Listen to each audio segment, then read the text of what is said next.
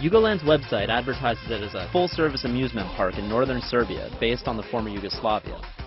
It has different sections for each of the old constituent republics, except for Kosovo. So we couldn't think of a more perfect place to get oriented for a road trip through the scattered remnants of old Yugoslavia.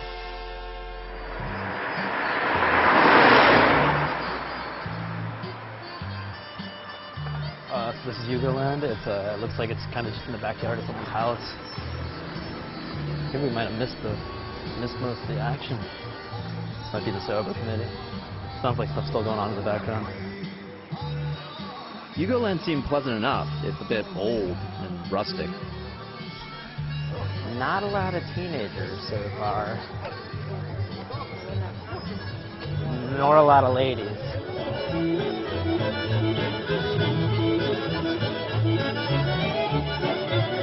Blaško Gabrić is Yugoland's founder, a Serbian printmaker turned Canadian turned eventual Yugoslavian superfan, and is generally what people of the region refer to as quite a character. When they tried to destroy Yugoslavia, I made Yugoland there. Okay. You can see it. This is the Peace Bridge. Okay. You can photograph the Peace Bridge. We go across the Peace Bridge. Inside of Yugoslavia, we don't have no fight. 9 years so far. You don't see anybody arguing. 9 years and counting. Everybody's happy. Pretty good. Yeah. You can see here. Do you see any sad faces? Yes, they are old, but they are happy. Watch them. They are singing. They even pay the music to play them. And I give them to enjoy. Like Maria Theresia, she was helping the people who could need a house. I do that here. Yugoland turned out to be less of an amusement park than a park, and really less of that than a yard with some picnic tables and a lot of tipsy Serbians. Nevertheless, its amenities include a bandstand, soccer fields, a reflecting pool in the shape of the Croatian coastline, and a scale model of Slovenia's Mount Triglav.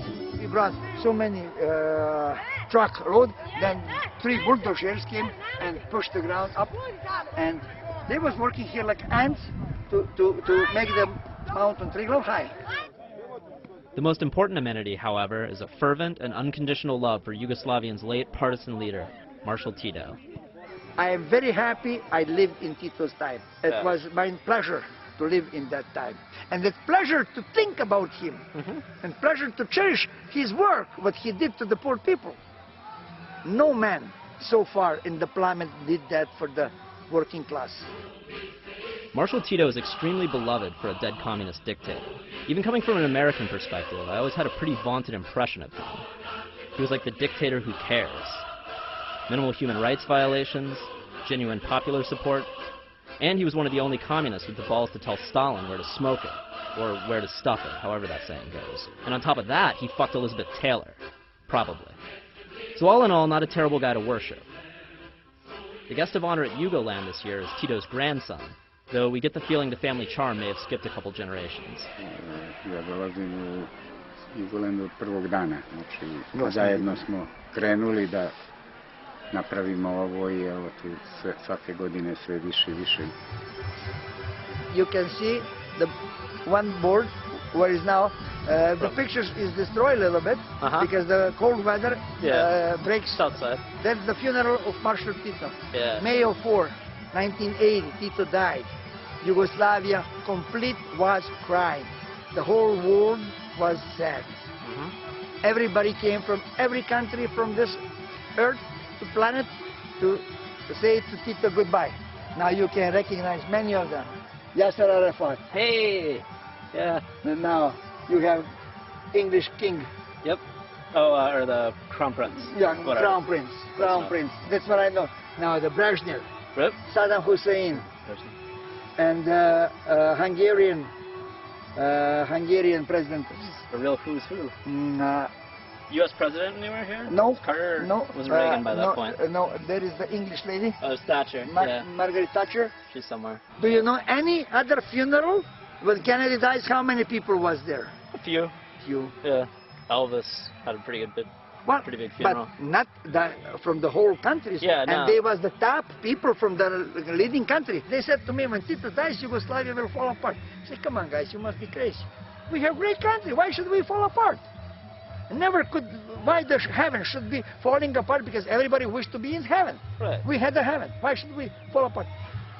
after the falling Yugoslavia apart, our people is very poor today. We can thanks to America, they made the hell in the heaven. And I wish them, now if you believe in God, what does God do to America today? How many those twister you have? Oh yeah, a bunch. Why? The twister hits only South America. Why doesn't it hit any other country in Europe? Why? You made God mad, thanks to the rich people or the capitalists. Yugoland's a pretty harmless exercise in nostalgia. What's creepy though is the part where it's mostly Serbs getting together in Serbia to celebrate their Yugoslav history, all while neatly stepping over the decade their country spent committing war crimes in Bosnia and Croatia and Kosovo. You also have to remember that during the 90s, when the wars were going on and Blaško was just getting into his Yugoslavian heritage, Serbia was still Yugoslavia, Milosevic's Yugoslavia. Go Yugoslavia!